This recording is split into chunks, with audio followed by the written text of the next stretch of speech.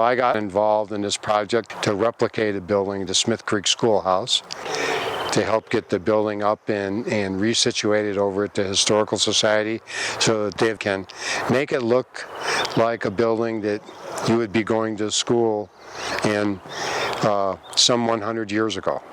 So you've been part of this project? Yeah, I was got asked to be the builder of the project and to lead the group of young people and stuff, and some Forest Service people and other people who came and helped put it together and redid it because it got accidentally tore down.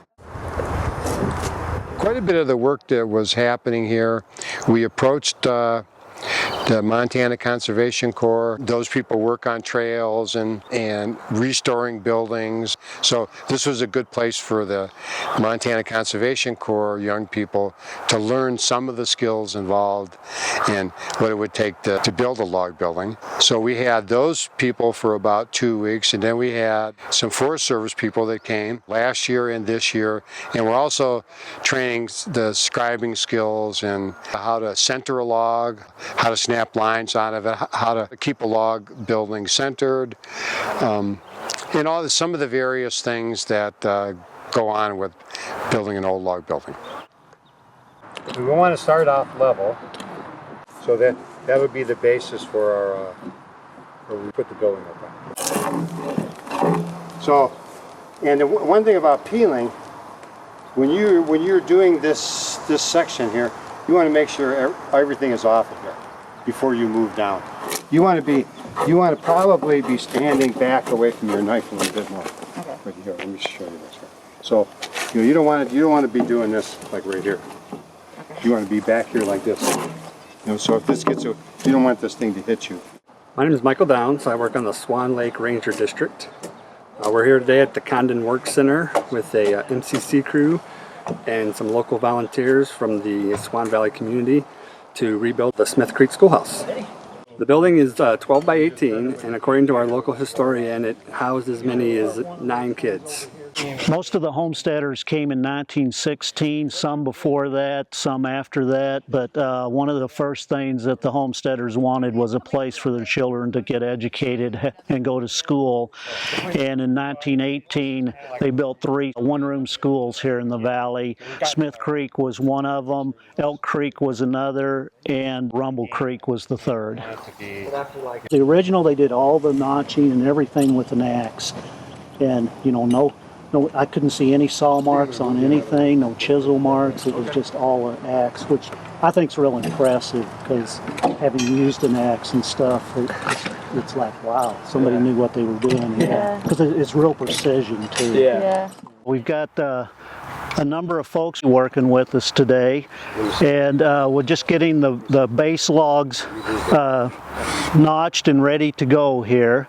We're using what's called, I guess, a diamond notch, or I've also heard it called a V-notch, and that's what we're replicating. Here's just a small chunk out of the old Smith Creek Schoolhouse, and all that was done with axe work back in those days. We use a number of tools from primitive to more modern, and then after they get those kind of put into place, then we're going to put 2 long logs, 1 log on each side, and then we'll scribe those, notch those, and then fit it, and that'll kind of give us our basic foundation. So earlier Patrick scribed the shape of the notch this is going to fit into on this log, and then I'm just defining it with a chisel to make it less likely when the chainsaw hits it that it would splinter and pull off more wood than necessary. Just kind of control where the cut goes. My name is Rich Kerr, and I'm the District Ranger on the Swan Lake Ranger District. We're excited to have Montana Conservation Corps here to work on the Smith Creek Schoolhouse, essentially building a replication of the schoolhouse. It's really important to work cooperatively with the Swan Valley Historical Society and the folks in the Swan Valley to replicate the Smith Creek Schoolhouse. The schoolhouse is an important piece of local history in the valley. Some folks remember the structure, and we're excited to be able to share that piece of history with the Historical Society.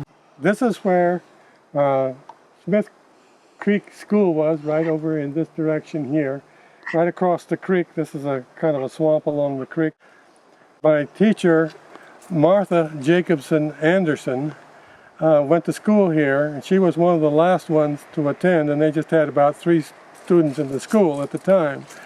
And she would walk all the way from over by where Condon is now, about 2 miles from their place over on Swan River, over here to Smith Creek School. And she would walk over and back every day. She came and taught school at Smith Flat for my 7th and 8th grade. We moved into Swan Valley in '38, and I was very small then, but when I was about 5 years old, we moved to the homestead that was just across the creek from where the school sat. And so it was just not far at all. We would often go down to get the cattle, and we could see the school sitting across the creek from it. So it was, Smith Creek was right there, and it was, for a small chap as me, why it was great fishing, and I could go down there and catch cutthroat. There were a lot of beaver dams in Smith Creek, and even right near where the Smith Creek School was. And beaver dams were a great place to go fishing because it was they were a good place for the fish to hide and to grow. So I would frequently go down there, and of course sometimes it would just be fun to go up to the school and just rest in the shade of the school. It looked just about like they probably left it when they decided to not use it anymore. There were a lot of Finns in this country, and they were excellent log builders. A lot of them were behind the construction of a lot of the log buildings in this country. People that I knew that were homesteaders in this area, and I'm sure they were instrumental in building the log schools. And there were several of them built in that time period. And then when they changed the roads and transportation got a little better, people could move around a little faster and easier, why they kind of did away with the old schools, and so they rebuilt the schools, and that's when they started building the one like Smith Flats and Pine Ridge. In the old days, them people that were building mortise and tenons and doing that kind of ship work, they were very quick at it, very fast at it. They knew, the old builders had really fast ways to do things. You know, faster than us with a chainsaw, probably. Because I've seen people use axes as fast as people with chainsaws. This MCC crew's been really great. They're learning pretty quickly.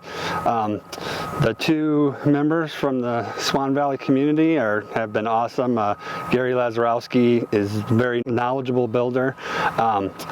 And Steve Lamar, although he's a historian, he's actually a very good builder too and very knowledgeable. They've been really great to work with. The center line is the most important thing in log building.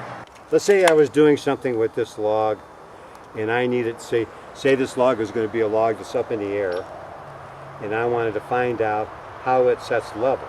You know, once you find this line 4 inches down on the other side, then you could flip this log around, snap the line on it, and you can measure up to the top of the log and say, okay, this side here is 3 inches, this side here is 3.5, that side is 4. So then you could cut all your posts at 10, and know that you got to go 1 inch lower here, 1 inch lower there, 1 inch higher, whichever way you're going to go. And then when you flipped it up, it'd be just as straight as that. Even though that this log is a different size on one end to the other. I think it's a really good, this is a good method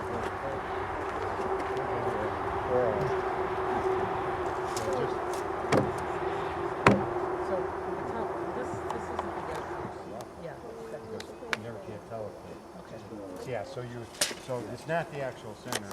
And we're going to level everything up. It's pretty close as it is. That end's a little bit high, but not much. Put this next round on, we'll take care of that. Yeah. So is that good? Right in between them 2 lines? Right in between them. Yeah, okay, we'll do that with that. Okay, perfect. I like it. So, okay, so now you want to level that, right?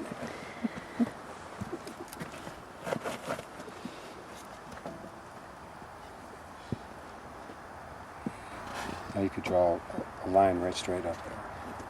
So this line here represents all the logs that are going to go up on this corner.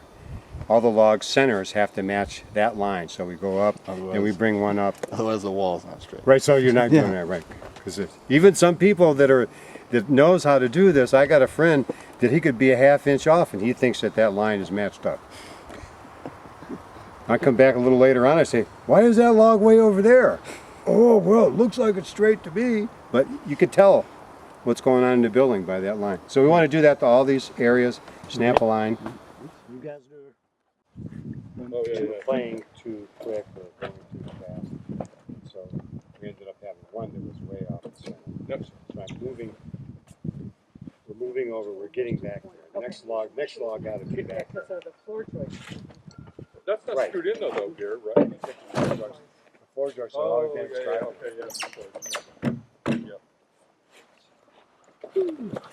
But it looks like it's going to fit. Don't you have some room? If you have, but even with the floor joist, so can't you still? well, we're hung up right here, but I think we need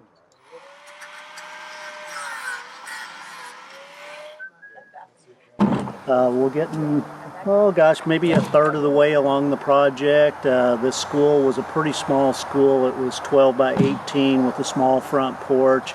The sidewalls were only 6 foot high, the peak's only 12, so it's a pretty small, short building, that sort of thing. So we've got an MCC crew here helping us. There's been a little bit of a learning curve, but now they've got it down and dialed in, and they're making good progress here. And we're hoping that we can get them back. Their hitch ends tomorrow, but we're hoping some of them will come back and help us because they're trained up and they're doing good work. We loved it. It was great. We learned a lot of good skills. Yep. You know, we all have ambitions to build our own cabins, and we're ready to go out and start building our own cabins. Oh, it's going great. Moving right along. Now we went from a MCC crew to a Forest Service crew, and they're doing a great job. So now we're making this transition from bigger logs to smaller logs. And this is where we start the green logs. If you're going to use green in the building, then that round you start off all even green. So you go up dry, then you go up green, and then if you want to go dry again, you can go dry again, but you want to make sure you got to have a complete round of dry or green. And then hopefully the dry stuff will shrink when it shrinks, and the green stuff will shrink when it shrinks, but it'll all be starting and stopping at the same spots. So we make sure that it's level from one side of the building to the other. So then that's where we would start the roof at.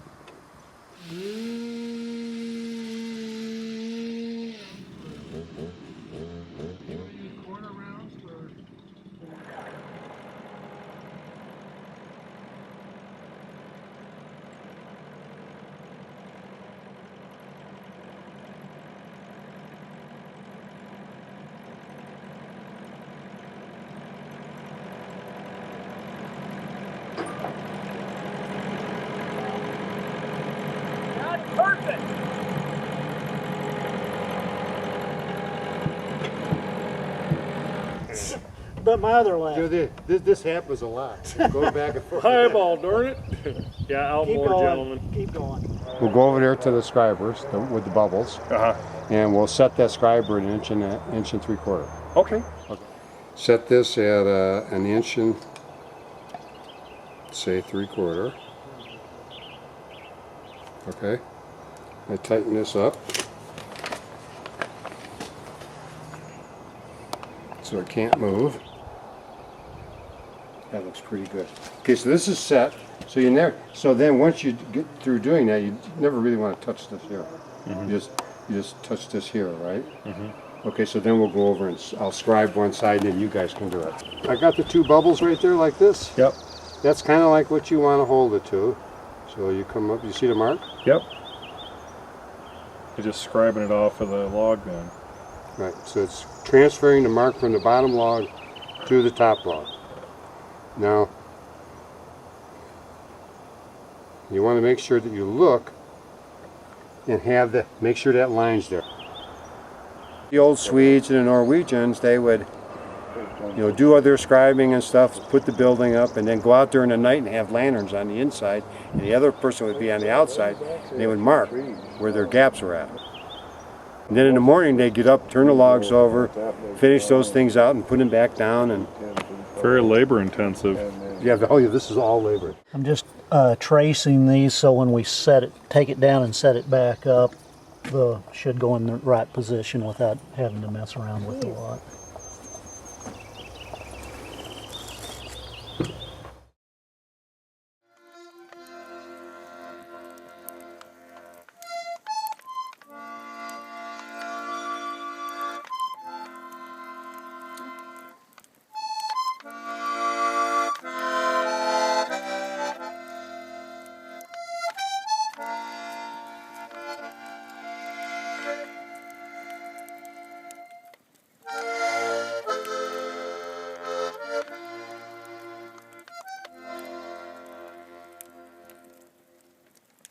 How long did it take? 2 hours and 22 minutes. Now that we've finished the log walls and everything on the building, that part's located over at the Swan Valley Museum. Then we'll work and finish up on the purlins and gable ends and then move that over to the facility. And then at that point, we'll put the roof and the shakes and all of that on the building and finish it off.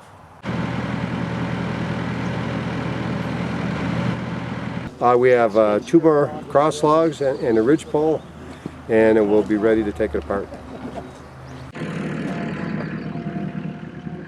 Nice. Yep. Looks like a roof.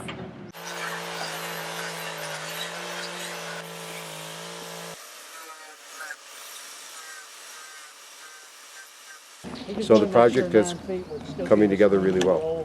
We'll basically take this down so that ridge pole will be the first log that goes on the truck. Then it'll all, so the bottom piece is on the top of the truck, so they can get picked off and put on the building over where we have it set up already. And then as we go up, we'll just put it back together, hopefully.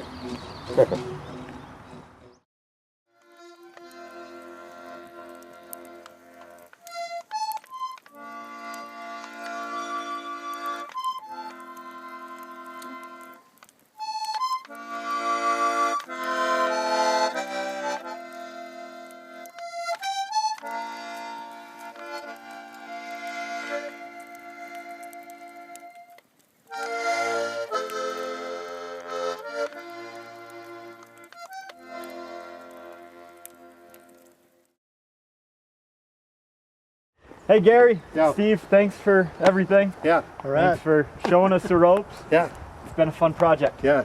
You did a great job. We're very happy that you was here working with us, and you did a good job. Thank you. Great. Gary. It was You great guys to be may here. see your picture on our website. Okay, So- we'll look for it. Yeah, You guys did a great job. yeah. Awesome. It was fun.